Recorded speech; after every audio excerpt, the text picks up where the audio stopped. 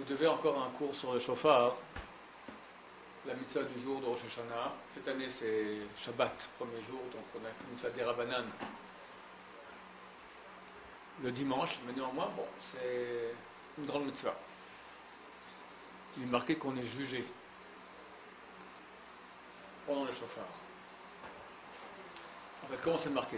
Le Rabbi Noari, il dit, je vais expliquer un peu. Quand vient le roi, on va expliquer, c'est pas le moment temps de demander, de faire des demandes personnelles pour rappeler les péchés. Encore moins de pleurer devant le roi, tu n'as pas à pleurer. Pleurer, c'est tu fais une demande, tu implores, tu implores. Ça, c'est après. Les 10 jours de pénitence et principalement Yom Kippour, les jours de pleurs. Dans la joie, hein, comme on lit dans le Piyut, avant qu'on sonne du shofar, on parle d'Abraham Avinu qui va égorger son fils. Alors on dit Ain bocha velev sameach. Son œil pleure, mais son corps est heureux. Quand on est en tchouva, quelqu'un regrette le péché. C'est comme quelqu'un qui vient vers son père et dit Papa, excuse-moi. Il a très peur que son père, il a fait vraiment une chose très très mauvaise envers son père et il sait que très peu de chances que son père l'excuse. Et il implore, et vous venez, son père l'excuse. Mon fils, je te pardonne. Alors là, le gosse, il est en état de... Il pleure. Il est très touché. Il dit, vraiment, je te remercie papa, et tu sais, j'ai vraiment péché de... Il recommence encore plus fort. C'est terrible ce que j'ai fait. Il pleure, mais il est heureux.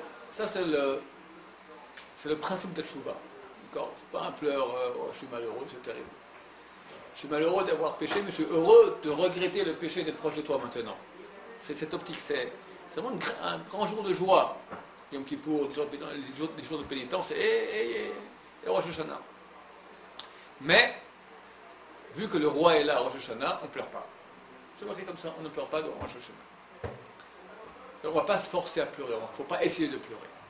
Mais d'un autre côté, Rabbi Noari dit, c'est vrai qu'il ne faut pas essayer de pleurer, mais ceux qui ne pleurent pas, pour que son âme n'est pas en bon état. Quand il y a une lumière tellement grande de Dieu qui se dévoile, le jour du jugement, si tu n'es pas en état tout à coup, un moment au moins d'émotion, c'est pour que tu es vraiment très très loin du bon Dieu. Enfin, tu vois là-dessus, d'accord. Il y en a qui pleurent parce qu'ils doivent pécher, il y en a qui pleurent parce qu'ils n'arrivent pas à pleurer.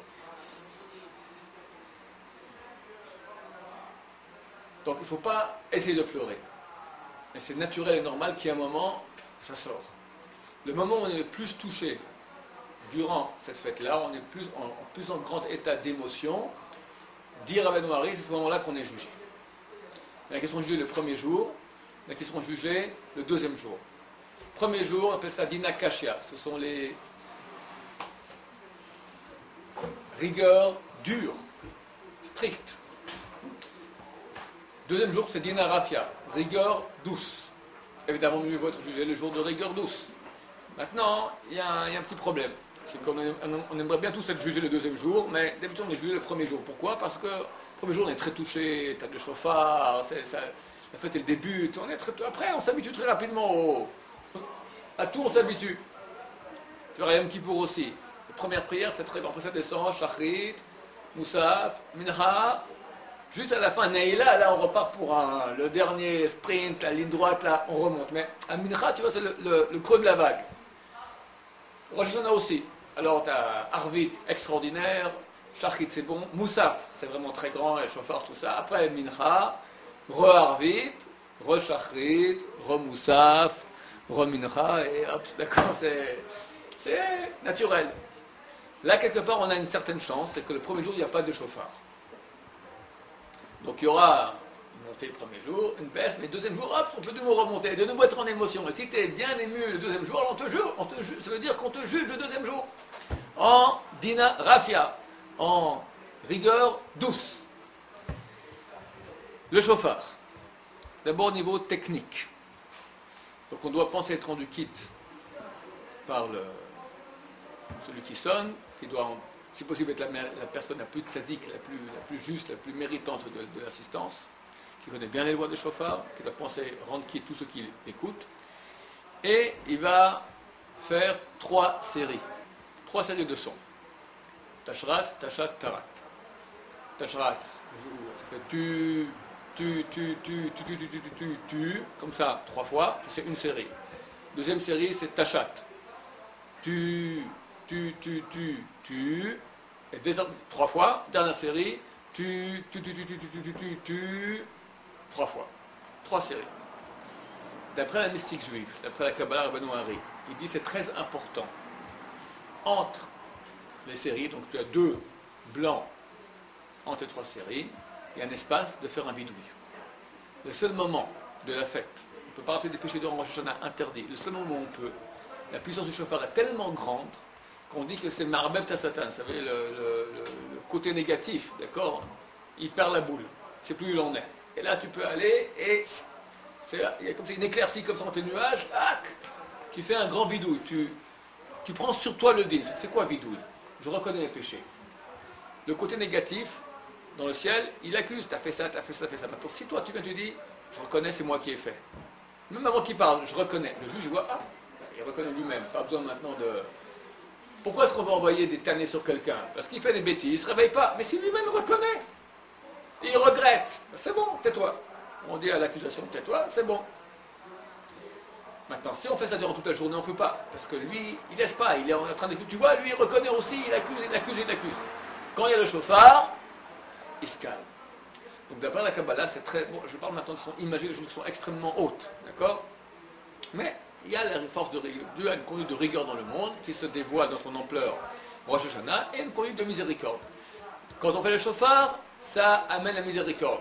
On dit avant le sonnerie du chauffard, on demande à Dieu que par le chauffard, il se lève de son trône de rigueur et s'installe sur son trône de miséricorde. Et c'est comme ça que ça se passe. Donc ça vaut la peine.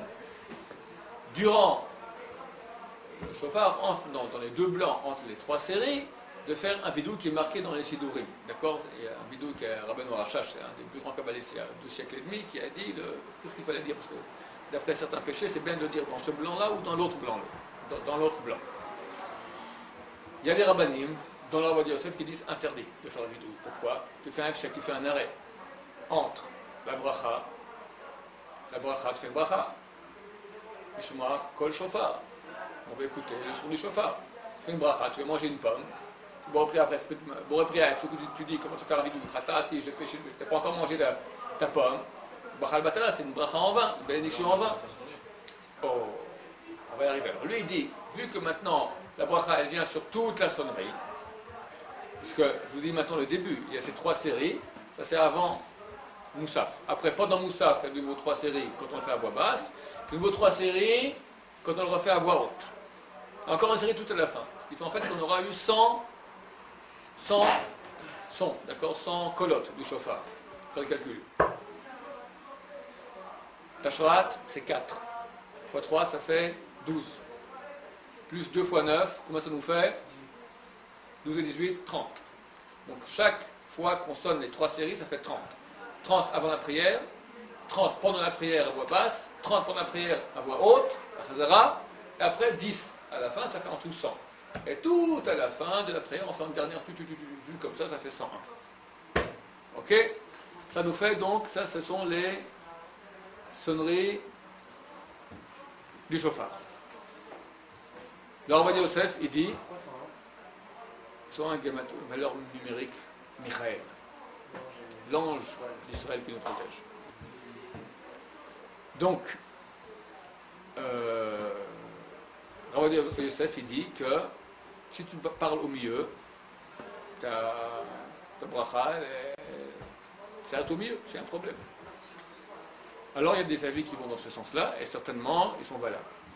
Rabbi Tzemach Shaoul, lui dit, il se base sur un Rashba, qui dit que comme le cas de la pomme, si j'ai commencé maintenant à manger une pomme, je peux parler. Ce qu'il faut, c'est qu'il n'y ait pas un arrêt entre la bracha et la première dégustation de la pomme. Mais donc j'ai commencé à manger la pomme, ça peut continuer. Là aussi, il dit, pour le chauffard, il y en a qui vont dire autrement, mais c'est différent le chauffard. Il y en a qui disent non, le chauffard c'est la même chose. Du moment que j'ai commencé déjà à entendre même un son tut du chauffard, au niveau de la bracha, c'est bon. La bracha a déjà lieu sur quoi se poser. Tu as fait la bracha, on veut entendre du son du chauffard, tu as entendu. Tu n'as pas entendu les 100 sons. Mais tu as entendu déjà une partie. Donc, vu que le vidouille, la confession donc, entre les séries de chauffard est très importante, d'après la mystique juive, lui dit sur la peine de le dire à voix basse, comme ça dans son coin. Chacun fera en fonction. Attention de ne pas parler pendant le chauffard.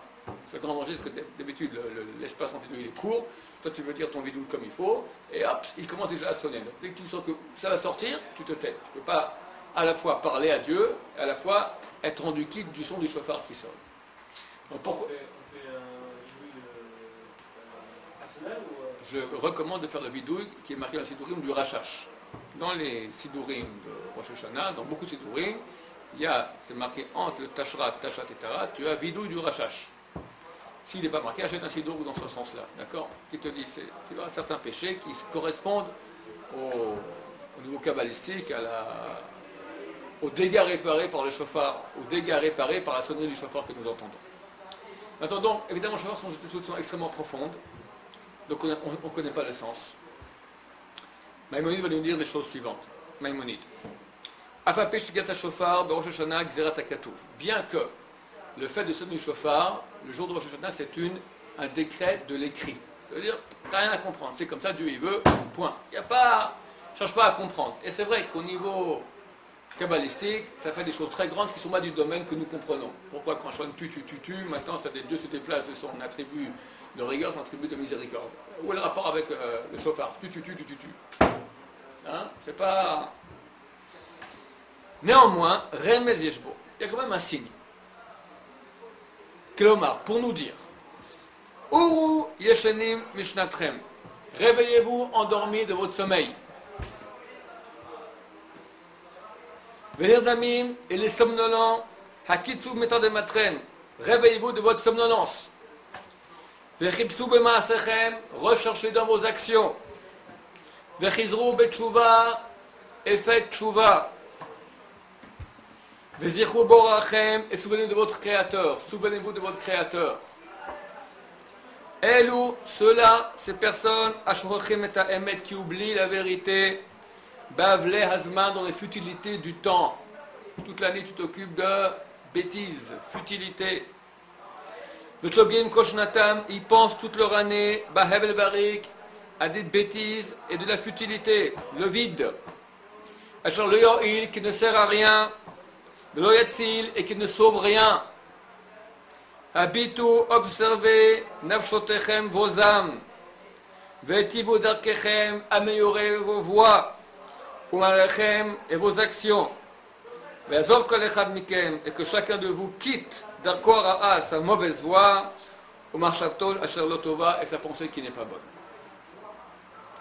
Le Raman, de façon extraordinaire, nous dit en gros l'effet du chauffard sur nous. On va s'expliquer un peu plus profondément pourquoi ça se passe. Pourquoi, lorsque j'entends le chauffard, tout à coup, je commence à me rendre compte à quel point ma vie quotidienne, toute mon année, elle est dans le n'importe quoi, et j'ai oublié la vérité. Ce n'importe quoi qui ni ne aide, ni ne sauve. Il ne sert à rien. Et je me réveille, je fais tchouva. Le chauffard, c'est un son. On a principalement deux sens avec lesquels on travaille, la vue et l'ouïe. Qui est plus profond, la vue ou l'ouïe? L'ouïe. Pourquoi? La vue s'arrête à la première couche. Je peux voir quelqu'un de très souriant, je vois un clown qui fait des blagues. Je souris. Il ouvre la bouche, il me dit, j'ai divorcé la semaine passée, mon fils est décédé il y a 1 mois, mon père il y a 2 mois, je suis en déprime. Et il a un grand sourire comme ça, avec son...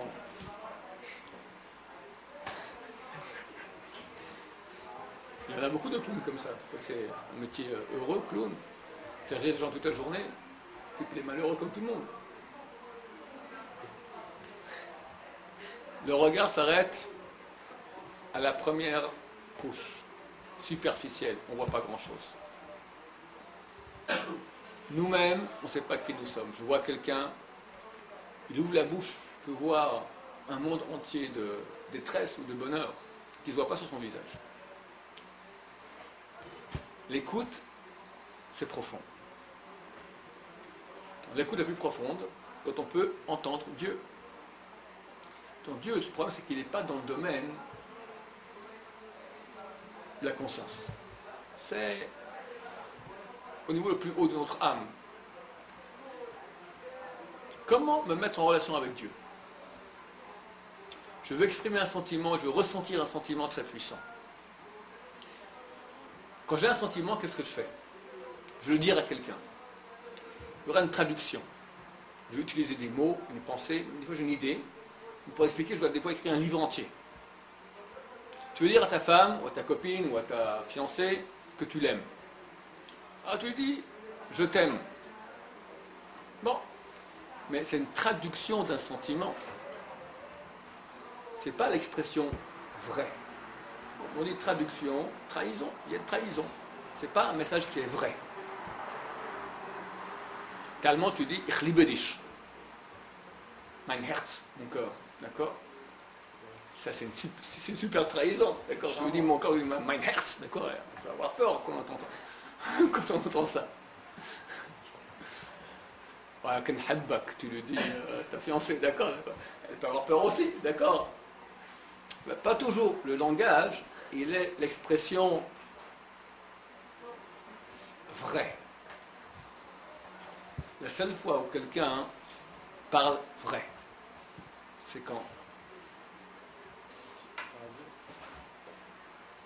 Même quand il parle à Dieu, c'est pas vrai. Quand il crie, quand il pleure, il crie. Quand il crie aussi, viens, je t'aime. D'accord. Quand il pleure, je pleure. Quand il pleure, ou quand il crie aïe. Ah ouais, quand tu cries qu'il a mal. Tu le pinces. Aïe! C'est ça que je voulais dire. Le terme aïe, il est international. International. Le son qui n'est pas modulé par la conscience. Quand tu pries à Dieu, tu veux prier avec des mots. Pour des moments, tu n'as plus de mots. Quand c'est le tréfond de ton être qui parle, ça devient un cri. C'est le tréfond. Le tréfond, il n'y a pas une traduction de ma conscience. C'est mon inconscient qui se met en relation avec Dieu. Mon inconscient, il parle du tréfond de moi-même. C'est plus des mots, c'est plus que cela. C'est un pleur, c'est un cri. C'est pour ça que d'abord, c'est profond, c'est une écoute. C'est une écoute de mon inconscient. C'est la prière la plus profonde qu'il puisse y avoir.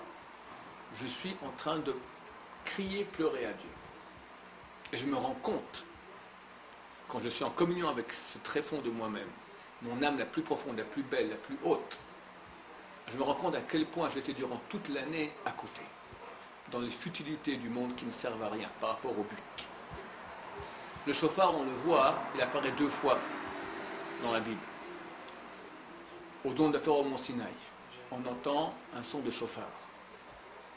Et on l'entend à la fin des temps. Quand vient le Mashiach, Azitaka b'shofar gadol.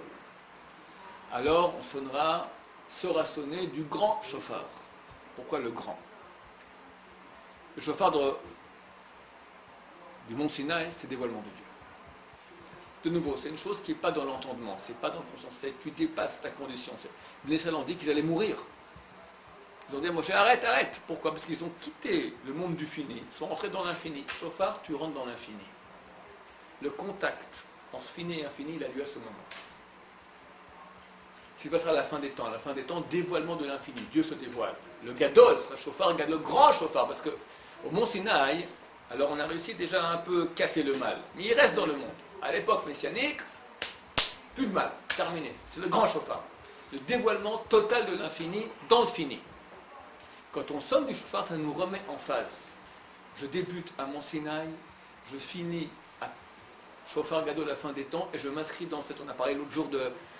Dieu vient et regarde maintenant comment tu t'inscris dans son but de la création. J'ai créé mon monde pour un but. Je te juge, est-ce que tu es maintenant dans le but, des buts intermédiaires, tu joues ton rôle ou pas? Chauffard me remet en phase. Où je suis, je comprends comment j'étais à côté de la plaque toute l'année, ça me remet en phase où je suis. Je proviens de Mamad Har Sinaï, j'ai vu Dieu et je veux revoir Dieu. Et c'est dans ce sens que je suis. C'est ma seule vérité. Le reste, c'est du rien. Pour cela qu'on ne va pas rappeler à Rosh Hashanah ni notre parnassa, ni notre argent, ni nos problèmes. Ça, arrête. C'est petit, mesquin. De quoi on te parle maintenant? du chauffard, du dévoilement de Dieu dans le monde, quand un dévoilement de lumière de Dieu pendant ce chauffard-là, alors on se rend compte d'une petitesse, on fait tchouva, et on se refasse maintenant qu'on est grand et on reconnaît la grandeur de Dieu. Que Dieu nous aide vraiment à écouter le chauffard, non seulement le chauffard de Rosh Hashanah, mais le chauffard Gadol. Baruch Adonai, Amen.